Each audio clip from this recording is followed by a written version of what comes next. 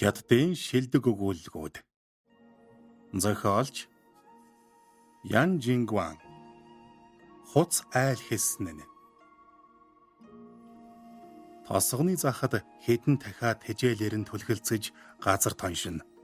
Цадсан будааг бүгдийг тоншчих уу гэвэл арай үгүй бололтой. Толгойгуудаа тоншсоор л. Азарган дахиад алавчаад ивэн нэг дахиан дээр боовол дахиад цагаа олоогүй түн рүү хялав хийх нь хүсэлгүйгээ илэрхийлж буян шинж. Гэвч азарган дахиа үүнийг үл ойшон далавчаад ивсээр дараад авлаа. Энэ мөчөд Ван Маншэн хонио туусаар тосхонд орж ирсэнд азарган дахиад цочиж үргээд далавчаа хомин хонин сүргийг ажив. Сүргийн толгойд яваа хоньны иврээс улаан тууз уйсан нь тунчиг сүр жавхлантай бөгөөд түүнээс гадна хүзүүнд нь хонх бэхэлсэн байлаа. Хонь толгой өргөн эргэн тойрныг эхэмсэг хараачлана. Ерөөс сэхүүн зантай. Өөрийгөө ихэд ботсон хонь болох нь харааж инээлт.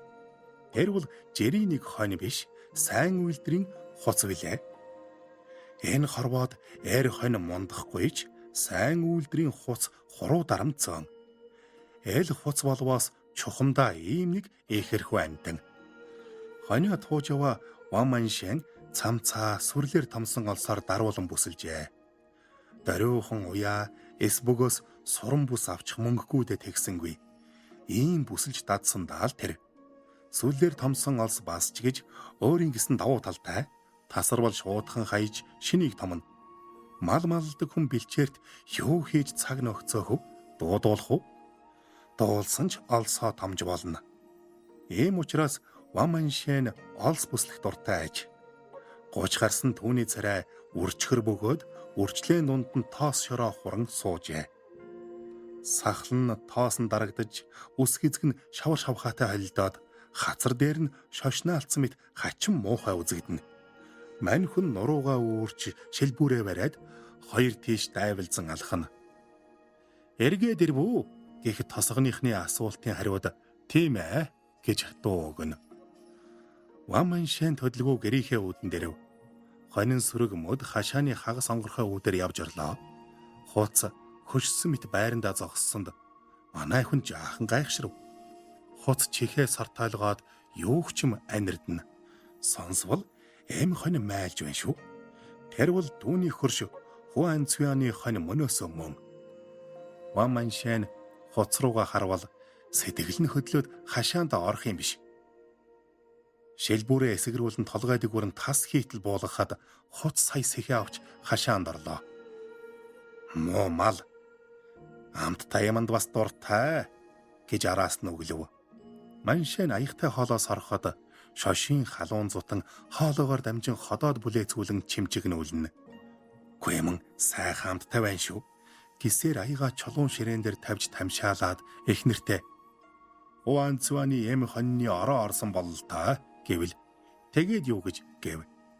Чи майлахын сонсоогүй юу гэхэд одоо майлахгүй л байх шиг химээсэнд. Амьд мал юм хонь юу гэж цаг үргэлж майлах вэ дээ гэсээр ширв татлаа. Маншэн эхнэрээ эргүүтэж гэж санаад аяга авч амсрын зов үгүй юу хуц нь алга болсныг анзаарлаа. Хоньны хашаа руу шагаавал алга. Таагүй совин татаж муу малыг дээ гэж хараагаад аяга тавин ханан дөлгсөн шилбүүрээ аваад гэрээсээ гарч Хуан Цюаны хашааны хаалгыг нээн оров. Гэтэл хууц нь айл хизээний Хуан Цюаны хонь дээр мордоод хойд хоёр хөлн чангарч бөхс нь механик хөдөлгүүр шиг чичигнэн хоош ургаш хөдөлж байлаа. Эвэрт нь уйсан улаан тууз гялалзан хүзүүндэг хонхон жингэнэн. Ван Маншэн үүнийг үзээд дүрсхийн уурлаж шилбүр эргүүлсээр Хуан Цюаны хоньны хашаар өдөхлөө. Энэ зур хорооны үүдэнд хууц эм хонь хоёрын эвзэлтхийг ажин суух Хуан Цюан хөршөө анзаарч танай хууц манайд зочлов шүү гэж өгүүлэхэд амт таяманд дурлж л дээ муу мал гэсээр шилбүүрээ далайхад Хуан Цюан хэрэггүй гэм жаахан хүлээзэн эхэлснээ дуусгах шилбүүрээ шүүрэх хэрэг юм гэж хориход Ван Маншань хоцыг ямар тач шийтгэн гэж дайрсанч Хуан Цюань дараа болооч дээ гэж ятгалаа. Гэсэн хэдий ч Ван Маншань гүжүүлсээр байсан тул хөршин "Гүй чи эхнэртэйгээ ийм ажил хийж байтал хэнийг нь ташуурдаад байвал ямар байх вэ? Чалахгүй чадлагүй болох ч юм билүү? Тэгвэл яа?" гэж учирлахад нэрэж тиймдэг санаад шилбүрээ буулгаж "Чиний зөвөө. Гэхдээ хонио хээлтүүлмээр байвал манай хашаанд орвол" гэв. "Гүй сайхан эвцэж байхад нь өөр тийш нь оруулж болох уу? Тэгж ярихгүй. Эхнэртэйгээ ийм ажил хийж байхад чинь өөр газар очоо гэвэл яах вэ? Чи юу намайг юм бол хуцтай адилтгаад байна уу да? Гү дургуул өөрийгөө адилтгаж боллгүй яах вэ? Эхнэр бид хоёрыг жаргаж байхад өөр газар очоо гэж эзэн хаан айлцсан ч би өөдөөс нь нулимх юм хун. Оо, манай хоёрч ажиллаа дууслаа. Энэ мөчөд хуц бөксөө сүүлийн удаа тонтогнуулаад эм хонь дээрээс буув.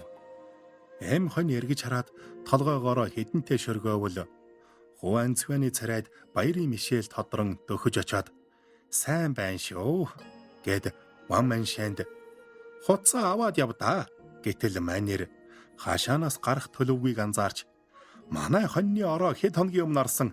Танай хуцч хоншоортой юм.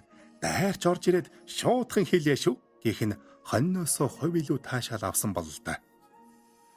Хөршин Ван Маншаныг ширтэн ам хуурайгүй чалчихын зэрэгцээ тэрүүхэндээ нуг нээвч хээлтүүлсний төлбөр төлөх тухайд ганц үг цохуйлгасангүй. Ван Маншань хараад хуцаа тусад нь уйж уурандаа шилбүүрээр хідэнтэй ороолгов. Ороолгох бүрийд хуц үсэрч эзнийхээ өдөөс гайхан ширтэн. Юуны учир ийхүү хэрцгий шийтгүүлснээ мэдсэнгүй. Хээлтүүлгийн төлбөр авалгүй өнгөрч боломгүй тул Ван Маншань Хуан Цюаньтай өглөөрт хашааны үүдэнд зэрэгэлдээ барьсан жорлонд хөнгөрөхдөө хідэн үг солив. Ван Маншаныг ханиавал хөршин мэд мэдээд "Танай хуц сүрхий юм оо. Ганц мордоод л хээлтүүлсэн байх шүү. Би өглөө бүр хонио аригдаг. Майлхаа болоод бодис чиг л амгалан болж" гэвэл "Манай хуц угаасаа ганц мордоод хээлтүүлдэг" хэмэв. "Тэрч тийм юм аа" гэх Хуан Цюань бүсээ чангалаад гэрээдээ эрэхтэл Ван Маншань хоолой засаад мөн бүсээ татав. Тэр Хуан Цюаны жорлонгийн үүдэнд дөхөж очоод "Хээлтүүлгийн төлбөрөө өгнө үсттэй" гэхэд хөршин "Юу гэнэ?" гэж мэдэн бодлоо. "Хээлтүүлгийн төлбөрөө чи мэдэн дээ" гэд Хуан Цюаныг дагаж хашаанд нь ороод "Одоо өг гэхгүй. Боломжгүй бол дараа огч болно шүү дээ" гэвэл "Манай хоньны ороо орсон нь үнэн боловч танай хуц манайд орж ирсэн байхаа. Ийм байхад мөнгө нэхэх яс хаана байна" гэд халгаасангүй. "Чи хээлтүүлгийн төлбөр төлөхгүй гэд байна уу?" "Төлөхгүй гээгүүл дээ. Төлөх шаардлагагүй л гэж хэлэх гэсэн юм. Хүн амьтан дуулвал доог тохуу ийн угаа да. Танай хуц манай хоньтой эвдсэн байхад би мөнгө төлж байдаг. Тэгэхээр төлөхгүй юм биз дээ. Кунаад мөнгө тэр хуцнаас аал нэх." Ийм яриа өрнөхөд Ван Маншань мөнгө олж авч чадахгүйгээ мэдээд толгоо унжуулан хэсэг бодол хийлж Хуан Цюаны малын хороо ухс хийлээ. Хөршин түүний эл үйлдлийг ухаарч амжаагүй байтал Ван Маншань хоныг хэдэнтэй хүчтэй өшөглөв. Чингээд хашаанаас гарахад хоо увгтын эрэм хоёр элбэж түүнийг дарж аваад нүүр нүдийг хавдтал задлаа. Ван Маншань харьсангүй гомдол мэдүүлэхээр тосгоны дарга Ли Шиминид очив. Дарга юун түрүүнд аяг ус өгөөд "Юу болов?"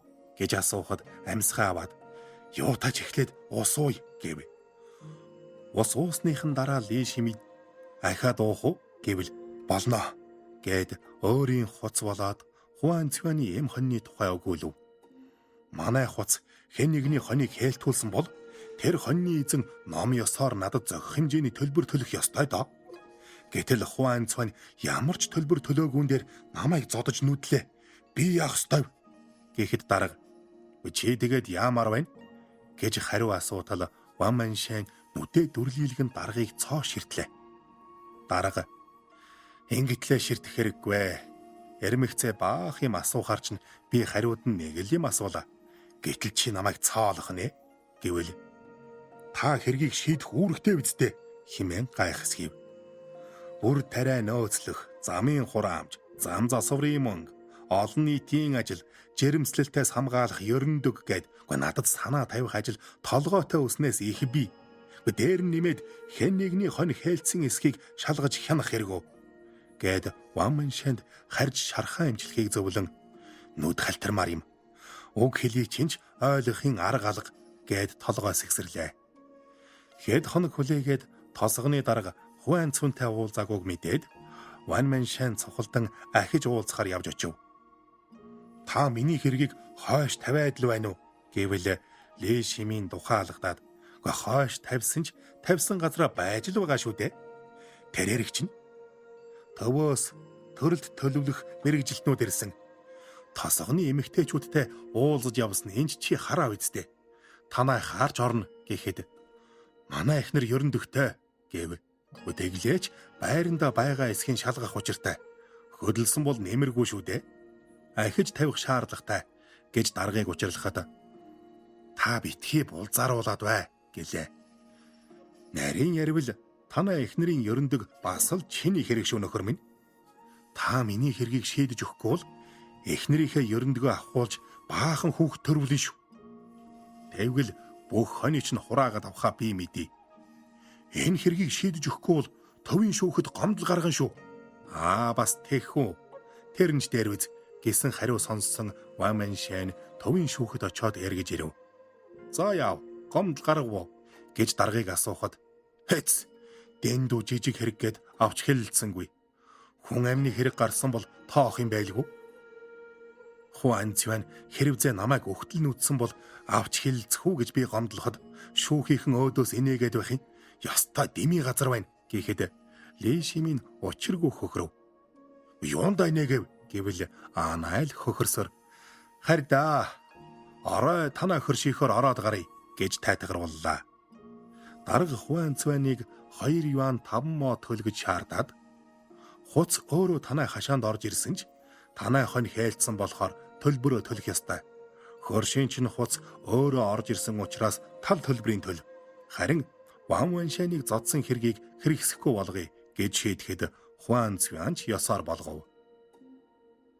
Ванманшанд энэ шийдвэр таалагдсангүй 5 юан төлөх ёстой гэж нэхлээ. Гүй чи боддоо.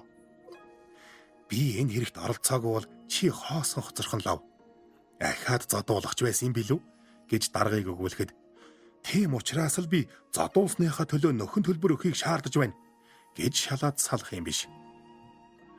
Нуур царайчин шавраар цутгсан биш болохоор тарж бутарч хаагүй хавд санж идэгсэн өвдсөн нь үнэн. Гэхдээ одоо зүгээр болсон тийм байз. Эсвэл өвдсөөр байгаа мó? Үгүй тийм бол орой өвчээр эхнэрээрээ долоолго гэсээр Хуан Цюаны өгсөн мөнгийг ханзан дээр нь шидэж нуруугаа үрээд гарав. Ванманшан араас нь ухас хийсэн ч эхнэр нь татаж зогсоолоо. Эргэж харвал эхнэр нь урин дуудсан харцаар өөдөөс нь нэмсэглэнэ. Хуцны хэрэгээс болж энэ хэдэн өдөр эхнэрээ таалаагүй аж. Харин эхнэр нь халуун янаг айлтай нэгэн.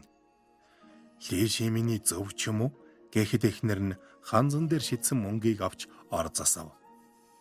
Маргааш өглөө нь Ванманшан хөнгөрөхдөө найл Хуан Цюаньтай таарав. Хөршин мөн биеийн чилээ гарган хөнгөрнө. Ванманшан түүнийг хараагүй ч Маншан хөгшин минь сайхан амарв гэхийг дуулаад толгой тавиад л нам унтсан байна үлээ. Үүр гэгэрсэн хойн сэрлээ гэвэл 2 юан 5 моч хүчтэй байна шүү хэмэв. Тийм шүү. Харин чи амарч чадв уу? Эсвэл 2 юан 5 могоо алдснаа бодсоор нойралдв уу гэж асуухад хөршин эхэндээ ч жаал хөрвөөсөн гэд бодлоггүй нам унтсан. 2 юан 5 могоор хонио хээлтүүлж хөршөө хавдатлан зодсон гэхэд хямдхан тусаж гэсээр өмдөө татаад гэрийн зүг эрэглээ. Удалгүй мөнөөх хуц хонин сүргээ дагуулan бэлчээр хашаанаасаа гарч Маншаны эхнэр үдийн хоолтой сав шилбүр 2-ын дөхүүлж өгөхөд манер шилбүрээ эргүүлсээр хонио уулаад тув. Тэр үест Ванманшан Хуан Цван хоёрын хянанч энэ явдал үргэлжилнэ гэдгийг таасангүй. Хуан Цваны хонь хээл хаяж эзэн нь дууга хураан суув. Хороондоо хэвтэх хоньны дөрвөнхөл цуснд бодогджээ. Хуан Цваны дэргэд суусан тосгоны хоёр ирийн царайч ялгаагүй авах юмгүй. Найзыгаа тайтгаруулах санаатай нэг нь 2 юан 5 моо дэмий л өгч гэвэл нөгөө нь Вамманшэн танай хоньны гидс рүү өшгөлснийг шавар цутгадаг пингээсээ олж харсан. Гэ ингэж өшөглүүлсэн хонь хээл авахгүй авлаач хайн гэж бодсныг яана. Ли Шимийн үүнийг хүчингийн хэрэг гэж үзэх байлаа. Тэр хоц хүн байсан бол хүчингийн хэрэгт холбогдох нь лав хэмээв. Хуан Цван ийм яриаг твцсэнгүй өсөрч босоод Вамманшанд алганы амт үзүүлэхээр араас нь уулаадгүй лээ. Гэвч удалгүй санаагаа өөрчлөв. Жалгаар гараад Вамманшаны хонин сүргийг олж харлаа. Бэлээр билчих хонин сүрэг овс хазлан налайна. Гэтэл мөнөөх хуц тэрүүхэнд үзэгдэв. Эзэн нь том чулууны дэргэд унтж байгаа шинжтэй хэвтэж байтал дэрэгдүүр нь явж өнгөрөөд хуцыг бариад чирлээ. Вамманшан хуц майлах дуугаар сэрсэн ч Хуан Цван нэлээн холджээ. Вамманшан тэрхэн зур барьцаалдан самгарцсан ч муухай барихраад араас нь илдэв. Гүүцхийн даваан дээр хөлн ороолдон жалган дунлаа. Чүү ай гэж гарч ирвэл хөрш нь бараа сурвгүй. Вамманшан ууланд бэлчиж буй хоноо санан ирэглээ. 3 хоногийн дараа тосгоны дарганд очиж муу илжигний багалзуурыг базгсан хонь нь хээл хайсан байтал намайг буруутгаж 2 хурганы дайтай нөхөн төлбөр нэхэд байна. 3 өдөр хэлэлцлээ ямар ч шийдэлд хүрсэнгүй. Аргагүй дэ дэрлээ гэвэл Ли Шимийн юу тааж харж бай гэсэн ч манер явсангүй. Хуан Цван хуцын минь барьж яваад таньдаг мэддэг бүх хүнийхээ хонтой эвцэлдүүлж байна гэлээ. Оо үр тэгээ юу гэхэд тэгсэн. Та нэг очиод хараач химээв. Ли Шимийн гутлаа үдэнгээ Хуан Цван мо хогийгдэ гайгүй дэ чамайг гэж бовтнаад гэрээс гарлаа. Хуан Цваны хашаа хороо хээл түлгийн газар болж хувирсан гэлтэй. Хуц эм хонь дээр мордоод тонтхоноход хоньны эзэн Хуан Цвантай тооцоо хийхээр мөнгөө тоолно. Үүний зэрэгцээ ээлжээ хүлээж буй хэд хэдэн хүн хонио хөдөлж зогсно. Хуцны мордсон хоньны эзэн тэднийхээс гарахаар зэхэхэд Хуан Цван төлбөрийг авч танай тосгонд хонио хээл төвлөх хүн байвал хэлээрэ. Нэг удаадаа 3 юанаар хэлтүүлнэ. За илүү дараагийнх нь гэж хэв нэг өгүүлнэ. Гэтэл дараагийн хүн Хуан Цван танай хуц ядраагүй байгаа. Нэг өдөр ийм олон хонь хэлтүүлж дөнгөх үү гэж эргэлзэнгүй асуухад олон сод байх юмгүй. Танай хонь дөнгөж 3 дахь нь хэлтэйг байвал мөнгөө буцааж ав айлтгүй гэж хариуллаа. Хуцыг харвал хөлөө зөөж ядаж байгаа бол та. Гэвч төдхөн эндүрснэ мэдэв. Хуц эм хоньны хажуу хавиргыг шөргөөж үнрийг аваад өсөрч мордов. Цугалсан олон хөөх гэж дуу алдахад Хуан Цван сайн үлдрийн хуц гэж хэлээ үсттэй. Өнөөдөр та 5-ыг олхон хэлтүүлнэ гэвэл нэгээр хүчийн нэг үзэх юмсан гэлээ. Хуц нэгэнд тамирдаж хөлн суларчээ. Хуан Цван санаа зоволтгүй. Та нар 3 удаа дараалаад хийгээд үзэлдэ. Хэнч байсан ядарч хөлн чичрэндэ гэж өгүүлэхэд Вамманшан Ли Шимийн хоёр ирж таарав. Хөөхий хуцаа харсан Вамманшан дуу тавин ухс хийсэн ч Ли Шимийн барьж тогтоолоо. Хуцын минь тамирдуулж алах нь байна штэ гэд аим тэмцэн тэлчилэхэд дарга гараа чангалж тэр малны ядалдаг хурц чулуу байгааг харсан уу гэсээр хашааны болонд буй гахайн ядалдаг хүнд чулуу дэрэгдэн сууга Хуан Цваныг зааж эвгүүтэж мэдэн шүү гэвэл Вамманшан дууга хурав. Хуцаа аврахыг хүсвч ядалгааны чулуунаас эмээхийн учир хөдөлсөнгүй. Хөөхий хуц тонтхонсоор л энэ завсар Вамманшан ирсэн хүмүүст хандан та нар минь тарж үз. Наадах чинь миний хуцны бодийг хөтлөх санаатай хүн гэж гуйж говьшихад Хуан Цван тэр нь чи юу ч вэ? Бодийг хөтлөөд надад ямар ашигтай вүлээ? Ахиухан мөнгө олвол барв мэдвүү гэж даапаалахад Ваманшан уруу царайлан даргыг царайчлав. Дарга Хуан Цвэнтэй жижигэрэлцэн харь гэж догсон ч Ваманшан явсангүй. Лешимийн чамааг байхад яриа нийлэхгүй шүү дээ хэмээн учирлахад дуртай дургу холдлоо. Анцван ангаж гэвэл та энэ нэрт оролцсны хэрэггүй. Би өөрөө мэдээж шийдээ. Би Ваманшаныг холгож мөнгө олох огтхон ч хүсэлгүй. Өөрт ногдох ёстойгоо олоод хуцыг нэргүүлж өгнө гэж дамжуулаарай. Хоньны минь өшгөлсөөр байгаад хэл хаюулсан болохоор алдагдлаа нөхөх хэрэгтэй байна. Урд нь 2 юан 5 могоо шаал дэмий өгч. Хуц нь өөрөө хашаанд төрмгийлэн орж ирээд манай хоньтой эвдсэн шүү дээ. Ухаад үзвэл хүчингийн хэрэгэ гэсэн үг. Би ч хууль дүрмээ мэдэн шүү. Харин дарга та хууль мэдэхгүй байж бидний дундуур орохын горлооч хууль журмаа сахих учиртайсан хэмээн үг дэлгэн тайлбар тавихад Лишиминий нүур халуу оргив. Дарга хууль дүрм мэддэггүй гэж Хуан Цваны хэлсэн нь яахарахгүй үнэн. Гэлээгээд Лишимин энэ хэргийг нэг тийш шийдэхээр нэгэнт сэтгэл шолооджээ. Тосгоны шүүхийн Лалиу дарга руу хялав хийгээд "Хүү яасан ховор сонин хүн бэ? Энэ олон жил шүүх цагдаад ажиллахад тосгоны дарга хүн хууль дүрм судлахаар хүслээр ярьсан удаагүй. Үннийг хэлбэл хууль зүйн ном зохиол бишгүй олон бий. Зохиомл хэлтүүлэг, байгаль орчин хамгаалах, төлөвлөгөөт төрөлтгээд энэ бүхэн өөрийн гэсэн дүрм журамтай. Чамд аль нь хэрэгтэй байна?" гэж тохуутай асуувал дарга Эримийн харилцааны тухай хууль судлах санаатайгаа өгүүлв. Лалиу тэр тухай тусгайлан гаргасан хууль журам үгүй гэж хариулахад дамж хатугай холбоотой хууль тогтоомж бий юу гэвэл багцлсан ном өглөө. Лишимийн харж ирээд "Битгий саад болоорой. Би ном унших хэрэгтэй байна" гэд өрөөндөө оров. Хуулийн ном зохиолыг цаасны өчиг хууцаар нь нүхлэн суухдаа аманда Хуан Цваныг дарж Ваманшаныг тайтгаруулах арга зам олох таалныг олно гэдэгт бат итгэжээ. Тэр завсар Хуан Цван хөршийнхөн хуцаар хэд хэдэн хонь хээлтүүлж Ваманшанч даргын босхийг хэдэнтэй илээжээ. Эхнэр нь инээмсэглэж "Шимийн ном уншиж байгаа хинч байсан битгий саад болоорой" гэсэн гээд оруулсангүй. Үүнд нь тэсгэл алдан "Лишимийн та аан гэж таныг ном унших хооронд Хуан Цван манай хуцны амийг авах нь" гэж хашгирахад даргын эхнэр "Шимийн сонслооч өрөөнөөсөө гарахгүй. Чи занг нь мэдэндээ" гэд урилгагүй зочныг үдэн гаргав. Ваманшанд хонио хариулах хүсэл даанч байсангүй. Зүрхээр хатгуулан өвдөж байхад "Малаа бэлчээх мантай" гэж эхнэртэй хэлжээ. Голоор зурх мэт хүндхэн энэ өдрүүдэд Хуан Цваныг хонио хэлтүүлэх гэсэн зочингийн чинь тасарсангүй.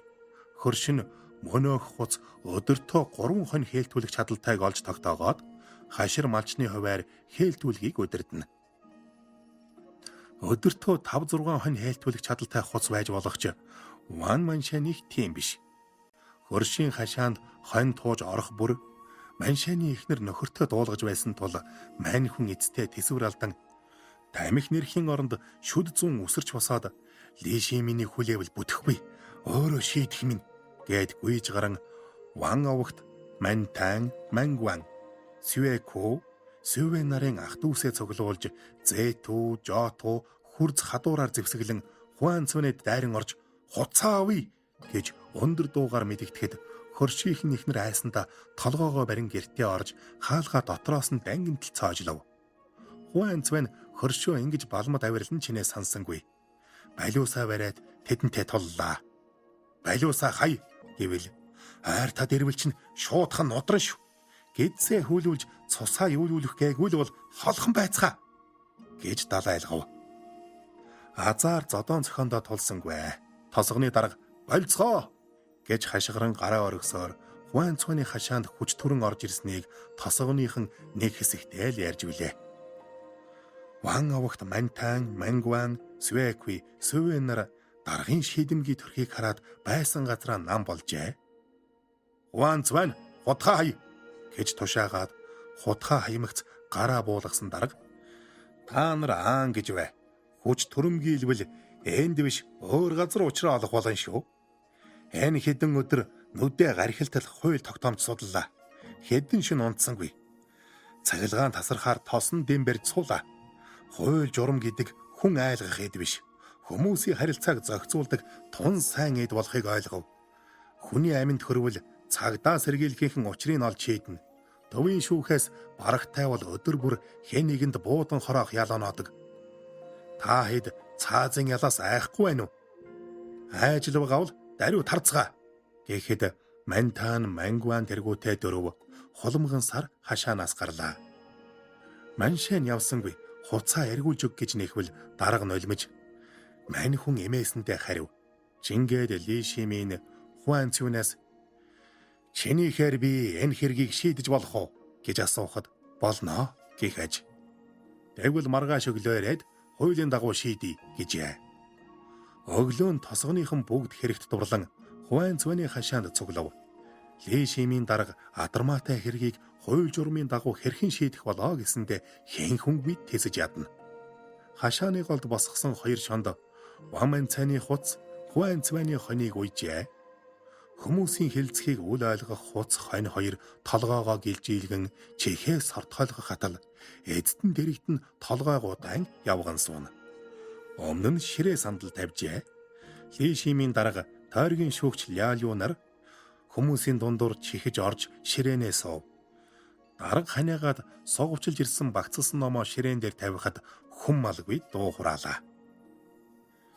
Энэ хүн бол манай тойргийн нөхөр Лю шүүгч. Гэрчээр тусгайлан үрэгдсэн.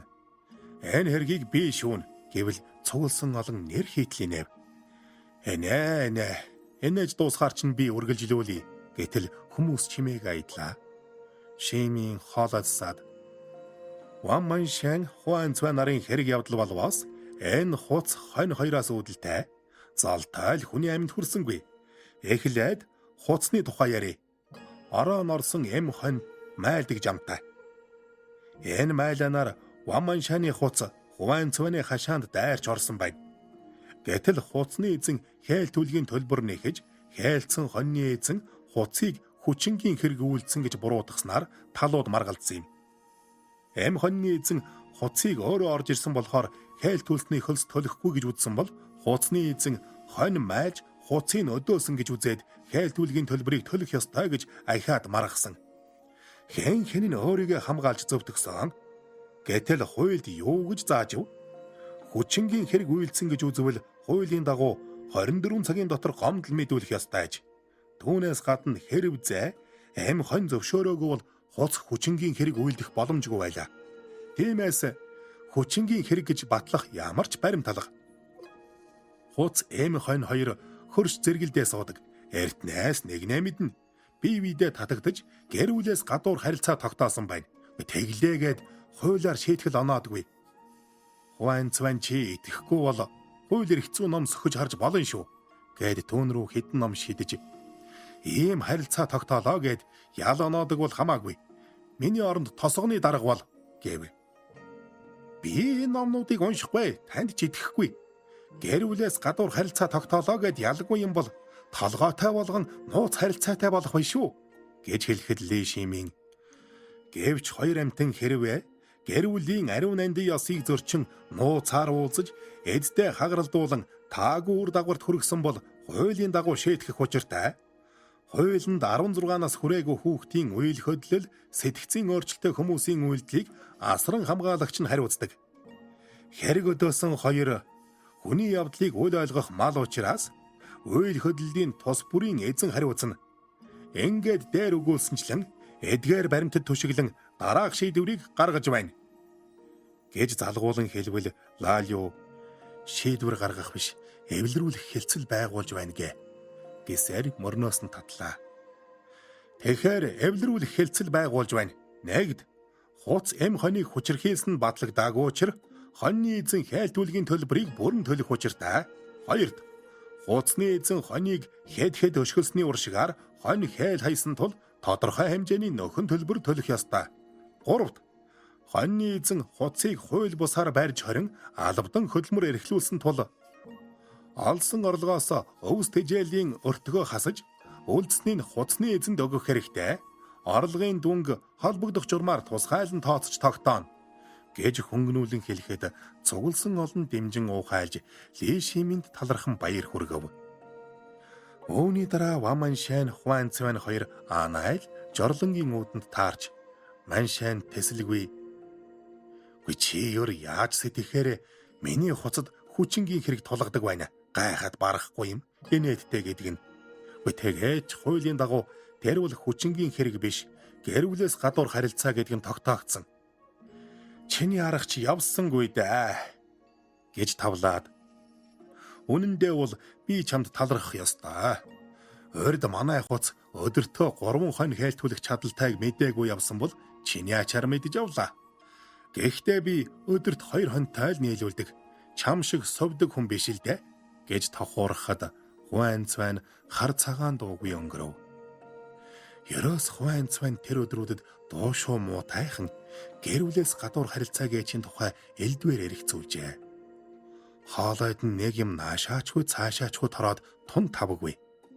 Ингээд хэд хоногийн дараа үдийн алдад Ваманшаны дарав. Энэ цагт хөршин ууланд хонио бичээж буйг мэдхийн хувьд эхнэрээс нь хоолойд юм тарчглаа аваад өгөөч. Манай хүн аав ээж хэрүүгээ явсан учраас туслах хүн алга гэж хахад цацуулан гуйжээ. Маншаны эхнэр итгээд амаа ангай гэв. Гэтэл залтайр ангайсангүй. Бугуунаас нь зурвал анцвэн тавьж өвдөж байна шүү. Гэтэл цаадах нь эмэгтэйн гарыг эргүүлж мушгив. Эмэгтэй дуу алдахад гэрт нь түлхэж оруулаад чанга их чин тэвэрлээ. Анцвэн хоолойд чин торсон юмыг аваад өгье л дөө гэхэд авах юм байхгүй. Би чамайг эдэлмээр байна. Гэтэл эмэгтэй нүдээ дүрлийлхэн ширтэв. Юугаа харав гэвэл ичих нүүрэндээ элэг наасан хүн юм да гэхэд тийм ээ. Юу л гэнэв дураараа авал ямар тач чамайг хүсэж байна гэсээр улам чанга тэрч эмэгтэйч амьсгаа дээрдэн харц боруулав. Чи хүсэхгүй байсан ч орилвол багалзуурын чин шахан шүү гэж сүрдүүлэхэд эмэгтэй арга буюу бууж өглөө. Анцвэн гарахта ханзан дээр хэвдэх эмэгтэйг ахиж нэг аживал хан руу хараад гөлийжээ. Энэ бол хүчин биш, харин гэрүүлээс гадуур харилцаа гэд гарч явлаа. Тэр шөнө Хуанцвэн балиусаа барьсан чихтэй хонжээ. Нэг талаар Ваманшаны эхнэр нөхөртөө ховолж мэдэгч, нөгөө талаар нөхөр нь энэ явдлын тухай нүдэн болоо чихэн дүлийн өнгөрч мэднэ. Гэлээж балиустайгаа хэвтгэд сэтгэл амар. Харин Ваманшин тэднийд дайрч орсонгүй. Маргааш өглөөнч хэрүүл оруул хийсэнгүй. Хөнгөрөөд хонио уулаад тув.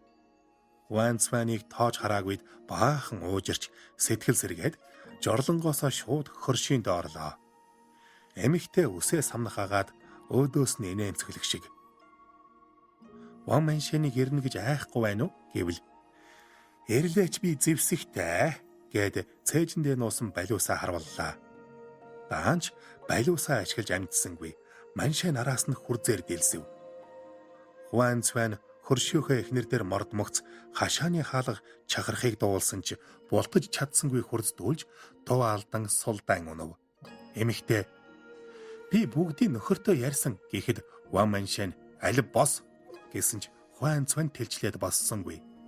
Гүн нуруу хуглаад хайчлаа шүү дээ. Ли Шиминээс очиж асуу. Хууль мэддэг хүн юу гэхийг харъя гэж гомдолсон ч хөршин.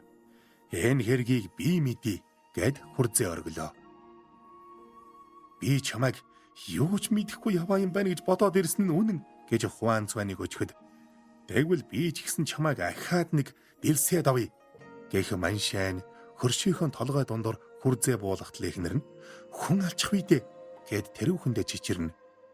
Ваманшайн хүрзээ хаяад зойрныхоо үүдэнд тамхи хасаан сууж Ли Шиминийг дагуулад ир гэлээ. Дээр өгүүлсэн хэрэг явдлаас хойш Ли Шиминий нэр алдар тугж төв мужийн сэтгүүлч сурвалжлагчид түүнээс ярилцлага авахын хүслэн болж байлаа. Ли Шимин хууль дүрмийг тэгтлээ сайн мэдэхгүй болохоор хэлэх юм алгадаа гэсэн боловч сэтгүүлчид эн чинь сонирхол татаж байна. Та үзэл бодлоо хуваалцаач гэж хоргооно. Олонний анхааралд өртсөндөө хөөрч догдолсон Шимин тосон дингийн гэрэлд шөн туж ном зохиол эргүүлэн сууснаа нүдэнд харагтал дүрслэн өгөөлөв. Яв явсаар дарга радио сониноор алдаршиж модхон зураг таарч гарахыг байгих газаргүй боллоо. Ван Маншаны эхнэрийг ирэхэд зурагтын нэвтрүүлэгт орохдоо юу өмсөх тухайга гэргийтэйгээ хэлэлцэж суув.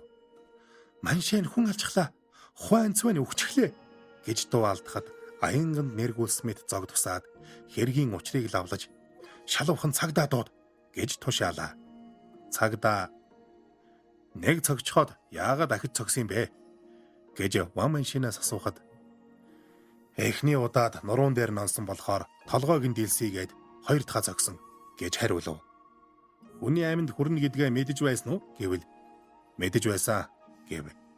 Тэгсэн хэрнээ ахаад цогчээ гэж байцаахад тэгсэн. Хэрв тэр амьд үлдсэн бол би шаналж үлдэх байсан. Сэтгэлийн шаналгаатай байх ямар хэцүүг чи мэдэх үү? Гэвэл цагдаа инэвхийллээ. Ван Маншаныг буудан хороох өдөр тосгоных нь тэр аяараа төвд цуглав. Тэр зур түүний хуц Хуан цвэний хашаанд хэв нэг алхан орваа. Төгсөв. Орчуулсан Бат Эрдэнийн гэрлээ.